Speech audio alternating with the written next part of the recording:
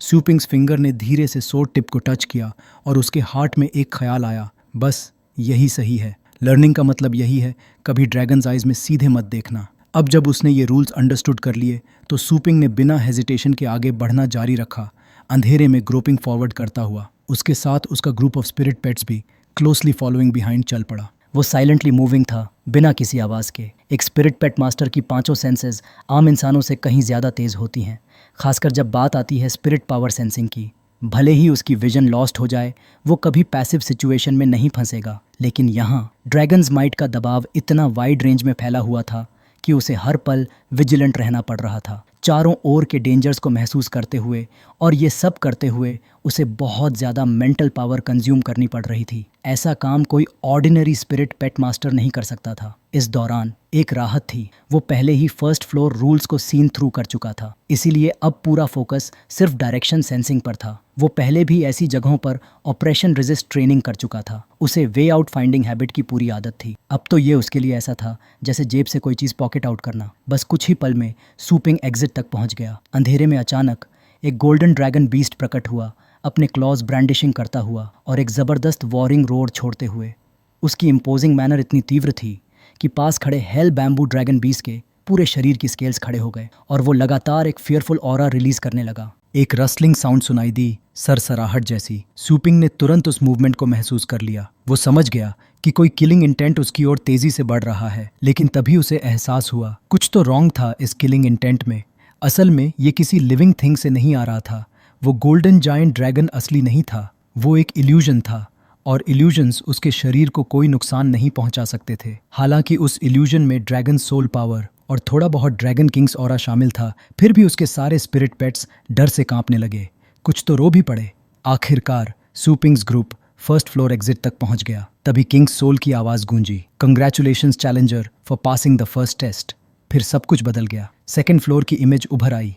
सूपिंग थोड़ा टायर्ड महसूस कर रहा था। जब वो स्टोर लौटा तो उसके हेल बैम्बू ड्रैगन बीस्ट की कॉम्बैट पावर लेवल 4 तक बढ़ चुकी थी और उसने ड्रैगन रोर नाम की स्किल सीख ली थी। वहीं moon chasing hound strategy level 3 तक पहुंच गई थी और उसने प्रोटेक्शन स्किल को कॉम्प्रिहेंड कर लिया था। यहाँ तक कि हेवनली फ्रेग्रेंस पिग ने भी अपनी स्ट्रैटेजी लेवल 3 तक अपग्रेड कर ली थी। फ्रेग्रेंस रेजिस्टेंस स्किल के अलावा अब उसमें अक्यूट टॉक्सिसिटी यानी जहरीली ताकत भी थी। लिटिल स्केलेटन की स्ट्रैटेजी अब लेवल 8 तक पहुंच चुकी थी और उसने एक नई स्किल ड्रैगन स्लेयर को कॉम्प्रिहेंड कर लिया था। सूपिंग की ओर से देखा जाए तो उसकी ड्रैगन बोन टावर बस एक बार ही मिली थी, लेकिन वो सीधा 8th फ्लोर तक पहुंच गया, जो वाकई एक नॉट बैड अचीवमेंट थी। हेवनली फ्रेग्रेंस पिग भी उसके साथ 2-3 बार गई थी और अब उसे भी ट्रेनिंग कंप्लीट माना जा सकता था। लेकिन 9th फ्लोर गार्डियन की स्ट्रैटेजी पूरी लेवल 9 की थी। वहीं लेवल 8 लिटिल स्केलेटन, भले ही उसने ड्रैगन स्लेयर स्किल सीख ली थी जो ड्रैगन रेस को रिस्ट्रेन करती थी,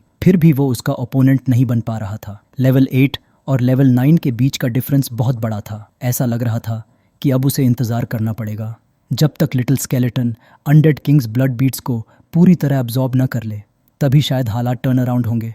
एक नया डे शुरू हुआ, लेकिन तभी स्पिरिट पेट स्टोर के बाहर कोई डिमली लर्किंग फिगर छिपा बैठा था जो सूपिंग्स सीक्रेट को एक्सपोज करना चाहता था। सूलिंग ने मन ही मन कहा, वो बेकार ओल्डर ब्रदर जो मेरी एक लेवल 4 पंच तक नहीं झेल सकता, वो कैसे बन गया हाई लेवल इंस्ट्रक्टर।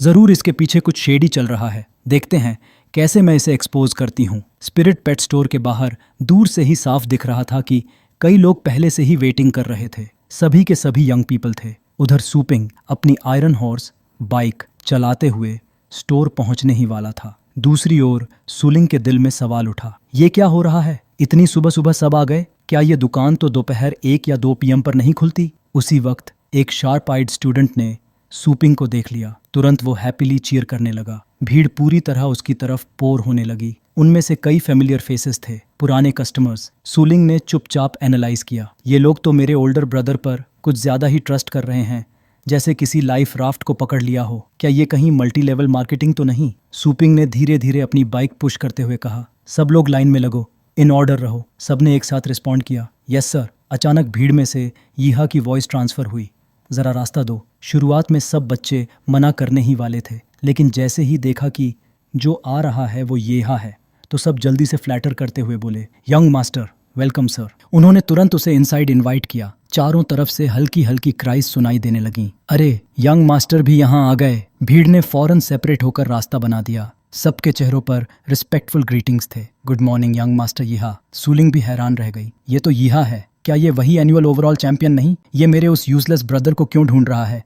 कहीं ऐसा तो नहीं कि भाई ने गलती से इस यीहाओ को प्रोवोक कर दिया हो? उधर सुपिंग भी उलझन में था। उसे समझ नहीं आ रहा था कि यीहाओ आखिर किस लिए आया है। बाहर से वो मुस्कुराया और बोला, अरे बड़े लोग तो इतने बिजी और फॉरगेटफुल होते हैं। आपको मेरा silver snake thunder dragon beast याद नहीं? वो 500,000 वाला मामला भी। जैसे ही यीहाओ ने अपनी silver snake thunder dragon beast को समन किया, चारों तरफ हवा का जबरदस्त प्रेशर फैल गया। लोग घबराकर तुरंत पीछे हट गए, क्योंकि अगर वो दानव गलती से किसी पर स्टेप रख देता तो वो तो बस मांस का टुकड़ा बन जाता। कोने में छिपी सूलिंग ने भौहें चढ़ाकर सोचा, ये यीहाओ यहाँ अपनी silver snake thunder dragon beast क्यों बुला रहा है? कहीं ये रिवेंज लेने तो नहीं आया? उस कंपटीशन के बाद यीहाओ ने एक प्लीज्ड एक्सप्रेशन दिखाया।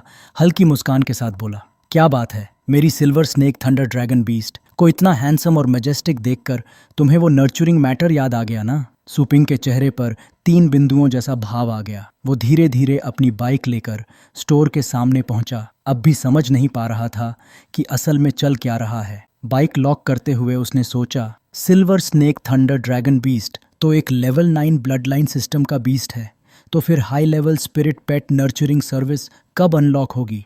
तभी सिस्टम ने जवाब दिया, जब एक बार प्रोफेशनल नर्चरिंग पूरी हो जाए और स्टोर को लेवल 3 तक अपग्रेड किया जाए। स्टोर अपग्रेड करने से पहले एरिया को 3000 स्क्वायर मीटर तक बढ़ाना पड़ेगा। ये स्टोर खोल रहा हूँ या फैक्ट्री? उधर आसपास खड़े सारे यंग स्पिरिट पेट मास्टर्स जब यीहाओ का लेवल 9 ड्रैगन बीस्ट देख रहे थे तो उन्होंने भी ये स्टोर चुन लिया नर्चरिंग के लिए। सबको लगा जैसे उन्होंने एक ट्रेजर लेवल रिलायबल शॉप खोज ली हो। उनके चेहरों पर साफ हैप्पीनेस झलक रही थी। तभी किसी ने कहा, भाई अगर लेवल 9 बीस्ट भी यहाँ नर्चर कराया जा सकता है तो ये तो सच में रियल डील है। भीड़ में कोई बोला, ब्लड लाइन तो बहुत रेयर है। अगर यहाँ के बॉस ने कभी ड्रैगन बीस्ट को नर्चर नहीं किया तो क्या वो सिर्फ नॉनसेंस नहीं बोल रहा? दूसरा बोला, पहले तो मैंने बस उसका थंडर लाइट रैट और वो लिटिल स्केलेटन ही देखा था, कभी किसी हाई लेवल स्पिरिट पेट को नर्चर करते नहीं देखा। तभी यीहाओ खुद आगे बढ़ा, थोड़ी ताना मारती आवाज में बोला, कहीं ऐसा तो नहीं कि तुमने कभी ड्रैगन बीस्ट को नर्चर ही नहीं किया? सब जानते थे कि यीहाओ high level blood line spirit pets